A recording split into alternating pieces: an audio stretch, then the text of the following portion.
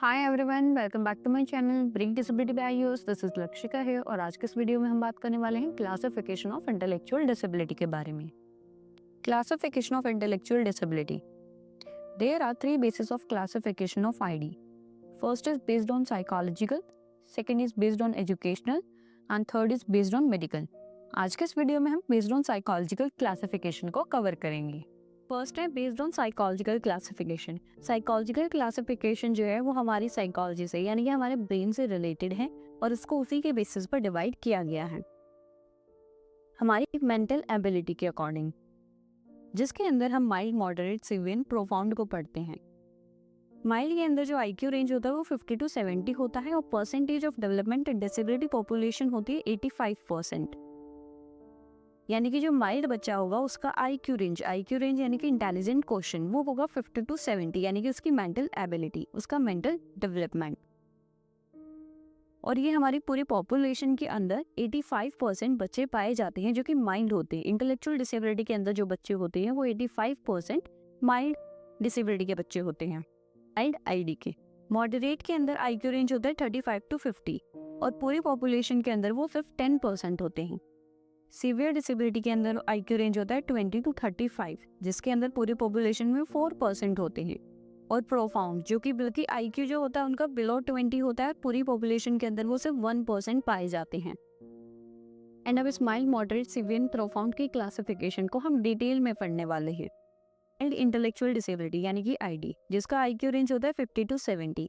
Adaptive functioning जो होती है, individuals with mild intellectual disability typically have some limitations in intellectual functioning and adaptive behaviour. जिन बच्चों को माइल्ड डिसेबिलिटी होती है उनका जो अडेप्टिव फंक्शन से रिलेटेड है, जो कि उनकी एडियल एक्टिविटीज होती हैं, जो कि उनकी कार्य क्षमता होती है, किसी वर्क को करने की जो कैपेसिटी होती है, जो एबिलिटी होती है, वो किस लेवल पे होती है। माइल्ड बच्चों की जो आईडी बच्चे होते हैं उनकी जो फंक्शनिंग के अंदर और जो उनका बिहेवियर होता है, अडेप्टिव बिहेवियर, उसके अंदर कुछ ही लिमिटेशंस पाई जाती है। ज़्यादा प्रोफाउंड और सीवियर लेवल पे वो नहीं पाए जाते, तो उनकी जो एबिलिटीज़ और जो उनकी कैपेसिटी होती है वो भी कुछ चीज़ों को ही लिमिट करती हैं। फंक्शनिंग के अंदर आ जाता है उनकी रीजनिंग, उनके दिमाग से सोचना, किसी चीज़ को सॉल्व करना, प्रॉब्लम सॉल्विंग स्किल्स। और अडेप्टिव बिहेवियर के अंदर आ जाता है कि सोशली आप लोगों को कैसे मैनेज कर रहे हो, प्रैक्टिकल स्किल्स को आप किस तरीके से अपनाते हैं अपनी लाइफ में, कॉन्सेप्ट्स को आप कैसे समझते हैं, किस तरह के आप बिहेवियर शो करते हैं socially. They may be able to learn practical skill functions independently in some areas of daily life and benefit from support services to achieve their potential. Mild ID बच्चों को प्रैक्टिकल स्किल सिखाई जा सकती है जिसके अंदर वो इंडिपेंडेंटली वर्क कर सके। किस एरिया में इंडिपेंडेंटली वर्क करेंगे? अपने डेली लाइफ की एक्टिविटीज़ में, जो कि एडियल एक्टिविटीज़ होती है, जैसे कि नहाना, धोना, खाना पीना, चलना फिरना। एक डे में आप जो भी एक्टिविटीज़ कर रही हैं वो सारी आपकी एडियल एक्टिविटीज़ आ जाती हैं। तो जो बेसिक एक्टिविटीज़ होती है उन सारी चीज़ों को वो इंडिपेंडेंटली कर सकते हैं। बट कब? जब उनको थोड़ी सपोर्ट सर्विसेज दी जाए ताकि वो अपनी जो उनके अंदर पोटेंशियल्स हैं उनको वो अचीव कर सके, उनको वो इंक्रीज कर सके।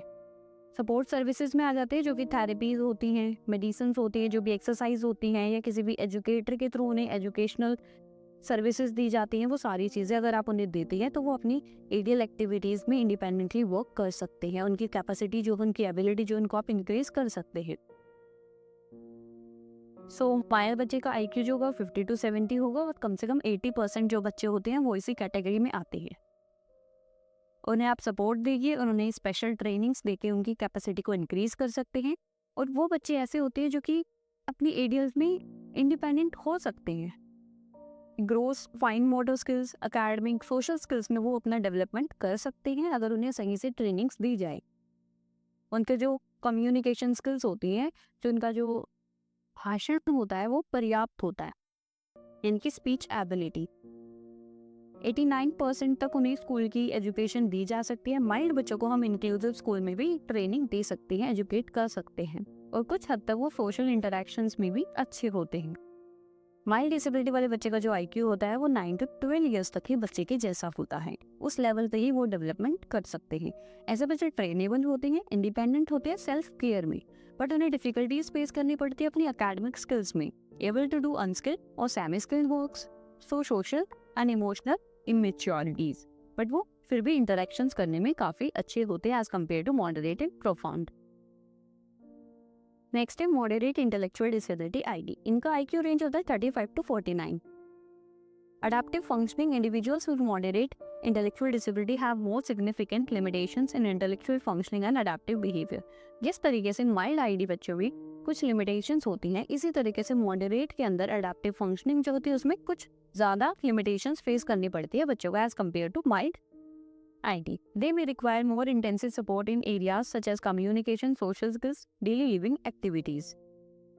मॉडरेट आईडी वाले बच्चों को कम्युनिकेशन करने में प्रॉब्लम होती है, सोशल स्किल्स यानी कि किस तरीके से आप सोशली इंटरेक्ट करते हैं, लोगों से बातचीत करते हैं, किस तरीके से अपनी चीज़ों को एक्सप्रेस करते हैं कम्युनिकेशन के थ्रू, आप किस तरीके से non verbal and verbal communication को यूज़ कर रहे हैं, या अपनी एडीएल यानी कि डेली लिविंग एक्टिविटीज़ को आप नहीं कर पाते। मीन्स जो मॉडरेट आईडी वाले बच्चे होते हैं उन्हें एडीएल एक्टिविटीज़ करने में भी प्रॉब्लम होती है, उन्हें सपोर्ट चाहिए होता है। मॉडरेट का आईक्यू 35 to 49 होता है। 10% बच्चे इस कैटेगरी में आते हैं और 6 to 9 ईयर्स तक के बच्चे का जो आईक्यू लेवल होता है सेम मॉडरेट लेवल के बच्चों का भी आईक्यू उतना ही होता है 6 to 9 ईयर्स तक का। एक एवरेज चाइल्ड का जो मेंटल डेवलपमेंट होता है वो 25 to 50% होता है। इनके कम्युनिकेशन स्किल्स और इनकी जो लैंग्वेज स्किल्स होती हैं वो सीमित ज़रूर होती हैं, लेकिन इनको एजुकेट किया जा सकता है। ट्रेनिंग्स के थ्रू इनकी कम्युनिकेशन नीड्स को फुलफिल किया जा सकता है। मॉडरेट आईडी वाले बच्चों का जो लर्निंग पेस होता है वो बहुत स्लो होता है, यानी कि वो स्लो लर्नर होते हैं। लैक ऑफ मोटर कोऑर्डिनेशन होता है, अपनी फाइन मोटर ग्रॉस मोटर में वो कोऑर्डिनेशन अच्छे से नहीं कर पाते। Social skills are not properly developed. They need training for ADL. ADL के लिए उन्हें ट्रेनिंग दी जानी चाहिए। They can be train for social and occupational skills. उन्हें हम सोशल और ऑक्यूपेशनल स्किल्स के लिए भी ट्रेन कर सकते हैं। ट्रेन रिहैबिलिटेशन प्रोफेशनल्स होते हैं, उनके देख रेख में हम उन्हें कुछ वोकेशनल एक्टिविटीज़ करवा सकते हैं। Progress in academics is limited. Moderate ID वाले बच्चे के जो प्रोग्रेस होती है एकेडमिक स्किल्स में वो बहुत लिमिटेड होते हैं। Can do simple practical works with supervision, need assistance, undeveloped speech and comprehension skills. तो ये थी मॉडरेट आईडी के कैरेक्टरिस्टिक्स। नेक्स्ट है सीवियर इंटेलेक्चुअल डिसेबिलिटी, जिसका आईक्यू रेंज होता है 20 to 34। Adaptive functioning individuals with severe intellectual disability have substantial limitations in intellectual functioning and adaptive behavior। Severe ID के अंदर बच्चों को बहुत ज़्यादा ही लिमिटेशंस को फेस करना पड़ता है as compared to mild and moderate, क्योंकि उनका जो आईक्यू रेंज होता है 20 to 34 होता है, तो उनका जो मेंटल डेवलपमेंट होना होता है वो भी बहुत कम होता है। सीवियर आईडी वाले बच्चों का डेवलपमेंट इतना ज़्यादा नहीं होता कि वो स्किल्स को एनहांस कर सके या फिर किसी स्किल को वो सीख सके, वो ज़्यादा ट्रेनेबल नहीं होते। They may require extensive support in all areas of daily life including personal care, safety and communication. उन्हें एक एक्स्ट्रा एक्सटेंसिव सपोर्ट की ज़रूरत होती है हर एक एरिया में, जैसे कि बेसिक है डेली लाइफ की एक्टिविटीज़, उनके अंदर भी उन्हें दूसरों की सपोर्ट की ज़रूरत होती है। जैसे कि पर्सनल केयर करने के लिए तक भी वो इतने एबल नहीं होते कि वो अपनी पर्सनल केयर तक भी खुद कर सके, उसमें भी उन्हें दूसरे की सपोर्ट की ज़रूरत होती है। सेफ्टी के लिए भी और कम्युनिकेशन के लिए भी, अगर उनको अपनी किसी चीज़ को एक्सप्रेस करना है, कुछ बताना है, तो भी उन्हें किसी दूसरे की सहायता लेनी पड़ती है अपने इमोशंस को, अपने फीलिंग्स को या फिर अपने थॉट प्रोसेस को एक्सप्रेस करने के लिए। वो खुद से अपने काम नहीं कर पाते जो एक दिनचर्या में किए जाते हैं बच्चों के द्वारा। Lower level of achievement face करते हैं और जो मोटर स्किल्स जो होती हैं इनकी वो भी बहुत पुअर होती है। फाइन मोटर और ग्रॉस मोटर स्किल्स में बहुत ही लिमिटेशंस इनको फेस करनी पड़ती है। 4% बच्चे जो इस कैटेगरी के अंदर आते हैं और इनका जो आईक्यू डेवलपमेंट होता है 3 to 6 ईयर्स तक के बच्चे के जैसा होता है। तो जो सोशल डेवलपमेंट होता है वो भी बिल्कुल पुअर होता है, वो इंटरेक्शन नहीं करते दूसरों से। रिक्वायर सेफ्टी फ्रॉम डेंजर, यानी कि जब डेंजर आता है तो भी उन्हें सेफ्टी की ज़रूरत होती है। वो खुद से फेस नहीं कर पाते डेंजर को, खुद से अपनी हेल्प नहीं कर पाते, उन्हें दूसरों की हेल्प की ज़रूरत होती है। फॉर एग्जाम्पल, एक बच्चा है जिसकी ग्रोस मोटर सही से वर्क नहीं कर रही, तो उसे अगर फर्स्ट फ्लोर से ग्राउंड फ्लोर पे जाना है तो उसे स्टेयर्स का यूज़ करना पड़ेगा। बट स्टेयर्स उसके लिए यहाँ पर क्या है, डेंजर है, क्योंकि उसकी ग्रोस मोटर सही से काम नहीं कर पा रही, उसके पाँव ठीक से नहीं काम कर पा रहे, वो सही से चल नहीं पाता, खड़ा नहीं हो पाता। तो वहाँ पर उस डेंजर से डील करने के लिए उसको क्या ज़रूरत है, किसी की हेल्प की, किसी के सुपरविजन से ही वो बच्चा स्टेयर्स को यूज़ कर सकता है। उनके अंदर जो स्पीच की एबिलिटी होती है वो भी बहुत कम होती है और बहुत ही लोअर लेवल पर उनकी मोटर स्किल्स वर्क करती है। इससे बच्चे social and self help skills को भी अच्छे से अचीव नहीं कर पाते, जैसे खाना खाना, नहाना, ग्रूमिंग करना। सिवियर कैटेगरी के बच्चे मोस्टली दूसरों पर ही डिपेंडेंट होते हैं। उन्हें दूसरों की देखभाल या फिर सुपरविजन की ज़रूरत होती है, जो को हम एजुकेट कम कर पाते हैं। लेकिन ट्रेनिंग्स के थ्रू, सपोर्ट सर्विसेज के through, speech therapy, vocational therapy, occupation therapy, इन थेरेपीज़ के थ्रू हम बच्चे की जो डिसेबिलिटी से होने वाले अफेक्ट्स हैं उनको हम कम कर सकते हैं। उन्हें वोकेशनल ट्रेनिंग्स के लिए ट्रेन किया जा सकता है। नेक्स्ट है प्रोफाउंड इंटेलेक्चुअल डिसेबिलिटी। इसका आईक्यू रेंज होता है below 20। Adaptive functioning individuals with profound intellectual disability have profound limitations in intellectual functioning and adaptive behaviour. Profound ID जो होती है गंभीर रूप ले लेती है अपनी डिसेबिलिटी का, जिसके अंदर उन्हें बहुत हाई लेवल पे लिमिटेशंस को फेस करना पड़ता है अपनी इंटेलेक्चुअल फंक्शनिंग में भी और अपने अडेप्टिव बिहेवियर के अंदर भी। They require constant support and supervision for all aspects of daily life, including basic self-care tasks and communication. Profound के अंदर बिल्कुल बहुत ज़्यादा सुपरविजन की ज़रूरत होती है ऐसे बच्चों को। वो बिल्कुल ही वेल टू डू होते हैं किसी भी टास्क को करने के लिए। उनकी एडीएल एक्टिविटीज़ जो होती है सारी बेसिक जो सेल्फ केयर टास्क होते हैं, अपनी कम्युनिकेशन को भी बिल्डअप करने के लिए भी उन्हें दूसरों की हेल्प की ज़रूरत होती है। वो हमेशा 24 घंटे, वो 24/7 किसी सुपरविजन के अंडर होते हैं। कोई ना कोई देखभाल करता होता है। शैडो टीचर की ज़रूरत होती है इनको पढ़ाने के लिए, इनकी केयर करने के लिए। ऐसे बच्चे सोशल स्किल्स में तो बिल्कुल ही पुअर होते हैं और कम्युनिकेशन करने में भी उन्हें बहुत ज़्यादा प्रॉब्लम होती है।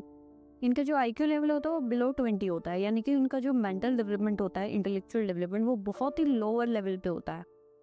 1% बच्चे जो होते हैं इस कैटेगरी के अंदर आते हैं। और जो 0 to 3 ईयर्स तक के बच्चे का जो मेंटल डेवलपमेंट होता है, ऐसे बच्चों का, प्रोफाउंड बच्चों का भी इतना ही डेवलपमेंट होता है इसी लेवल पे, यानी कि 0 to 3 ईयर्स तक के बच्चे के जैसे। यानी सेफ्टी करने में भी अनेबल होते हैं, यानी कि वो दूसरों पर ही डिपेंड होते हैं। खुद की सेफ्टी के लिए भी, वो खुद के सेल्फ मैनेजमेंट के लिए भी दूसरों पर डिपेंडेंट होते हैं। वो अपनी फिजिकल नीड्स को पूरा करने में और खुद की सेटिस्फेक्शन में भी वो अनेबल होते हैं, यानी कि वो कोई भी काम खुद से नहीं कर पाते। हर एक काम के लिए उन्हें दूसरों पर ही डिपेंडेंट होना पड़ता है। एक सेटिस्फेक्शन लेवल तक के लिए भी उन्हें दूसरों पर डिपेंडेंट होना पड़ता है। प्रोफाउंड इंटेलेक्चुअल डिसेबिलिटी वाले बच्चों का जो जीवन काल होता है वो बहुत ही छोटा होता है, यानी कि वो ज़्यादा लंबे समय तक जीवित नहीं रह पाते। Severely limited mobility and communication, no ability to self-care, severe neurological or physical disability. I hand coordination अच्छे से नहीं कर पाते, नॉर्मल बच्चों की तरह वर्क नहीं कर पाते। ऐसे बच्चे सीखने में भी प्रॉब्लम होती है, किसी चीज़ को, प्रॉब्लम को सॉल्व करने में प्रॉब्लम होती है, किसी वर्क को करने में भी उन्हें प्रॉब्लम फेस करनी पड़ती है। लर्निंग एबिलिटी भी बिल्कुल डाउन होती है। So it is done for today guys. अगर आप based on educational and based on medical classification के बारे में भी जानना चाहते हैं तो उस वीडियो का लिंक डिस्क्रिप्शन बॉक्स में दिया हुआ है, जो कि इंटेलेक्चुअल डिसेबिलिटी के नाम से है। आप उसे वहाँ से चेकआउट कर सकते हैं।